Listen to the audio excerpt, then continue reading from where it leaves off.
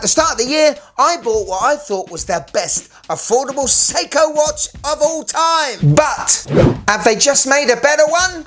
Let's get into it. Yes, and welcome to the Mad Watch Collector Show. And today we're going to show off a fantastic new Seiko 5 that has the potential to being one of the best affordable Seikos they've released not only this year, but also of the last 3-4 years. Now this new field watch, which at the minute they are nailing the field watch genre at the minute, does feel like an update or possibly an evolution of a watch I own and absolutely love. So it was a no-brainer to get this watch in from Francis & Gay Jewelers and compare it to one of my favourite Seikos. And you know what? There are certain parts of it I love more than the one I have, and there are certain parts of it where I prefer my one. But I will be very interested to know in the comments below, which watch do you prefer? So get ready for a rip-roaring show, where at the end you'll hear my wife's comments on which one she prefers, and you'll get to see another lovely Seiko from the Seiko Showcase. Are you Seiko 5 Field Watch ready? Let's go! So ladies and gentlemen, here we have the HDB 006K1. And on paper, this one was right up my alley, and now in my hand, yes, it is right up my alley. The tall and sports genre, Seiko absolutely excels at. Only having it in my hands for a couple of minutes, I can already see that it's going to be very popular. Everything is in the right place for a Seiko. What I would say though, this watch does an incredible job at doing some magical visual trickery. I'll prove that in a minute. Anyway, stainless steel case and bracelet. It's all brushed apart from the bezel that has that polish and knurling look to it that's reminiscent to a Seiko diver. There's no chamfers to this because, you know, this is a field watch. It's tactical. It doesn't want to be blingy. It shouldn't be blingy. To me, without putting it side by side with the watch I bought lately, it does feel like the exact same case. The only difference being we have a twisty bezel, which is a compass based one. This has a lovely big crown to it, and it feels and looks bigger than the one I own. But with its drilled lugs and its all brushed case, this is a very cool Seiko. Right, so we're going to do things a little bit differently this show. Instead of me going through the specs and the dial of this one watch, we are going to compare it all the time to the watch I own, the SSK 023. One of my favourite Seikos of the last 5 years. One that I still recommend to you because it is fantastic. But it's a watch that really does look like a descendant or a relative to this new HDB. And when we put them together, they definitely have that same military DNA to them. As I said, the cases look very, very similar. But I guess on first inspection and at first sight, the HDB, I think looks more of a tool, looks more rugged, maybe something to do with the bracelet and possibly the adventurer's bezel. But as you can see, very similar look. And when it comes to the dimensions of these watches, this is very interesting because as you can see, it looks far bigger than my SSK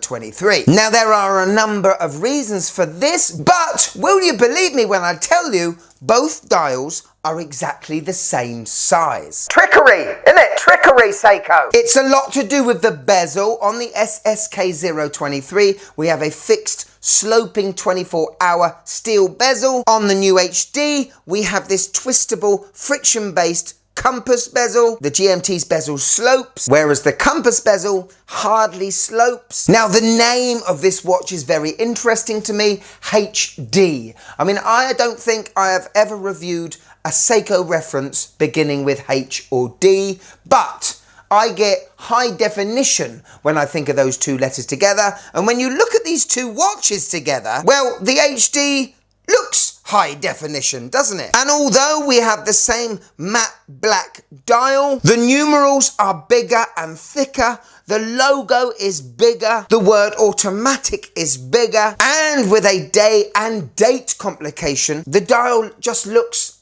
bigger doesn't it? How much clearer is this dial? Anyway, the SSK is 39.4 millimeters in diameter. The HD is 41, but the bezel is the main factor for this. When it comes to lug to lugs, the SSK is 47.9 millimeters. The HDB is 48.5, and with a 0.6 millimeter of a difference, these two cases aren't the same. And when you look at the thickness, the SSK being 13.6, the HDB 13.2. Both have the screw down case back, showing off the lovely automatic movements. The crowns are not screwed in, but as you can see, significantly bigger on the HDB, which is a little bit ironic because with this watch, you're probably going to be using the crown less, and in theory, with the GMT hand, you'd use this crown more. I definitely prefer the crown on the HD and would love it on the SSK. Could you just click that like button, please? It really helps the channel. Thank you. Now it is crazy to the eyeballs, but yes, both dials are 28.5 millimeters in diameter, with the Hardlex crystal being the same as well, about 32 millimeters. Now another reason why this watch looks HD and looks slightly bigger is because the actual dial is closer to the glass. We don't have much of a rehold, which is slightly unusual with Seikos. As you can see on the SSK, we do have a substantial rehold. And at times, I've got to be honest, it does overshadow over the dial in certain lights. However, with it being sunken into the watch a little bit more, it looks smaller. Very interesting what little adjustments can do to the size in our eyes. Now with the SSK, I really did like the 5-link bracelet because I felt like it was cool and exclusive to this model. It is pin and collars, which is annoying, but the overall look, I guess it makes it look a little bit premium and less of a tool. On the other hand, with the HDB, we've got an oyster style bracelet with pin and collars again. It's the same clasp, but it just looks tougher and more ready for action, which I do appreciate. Now, the one thing you've got to say that this HDB wins hands down between these two watches is the lume. I mean, it already looks HD and bold and twice as legible as the SSK anyway. The numerals and the hour markers are loomed, as well as the seconds hand lollipop at the tip and the hands. This is an incredible dial in the dark. Kicks this one into next week.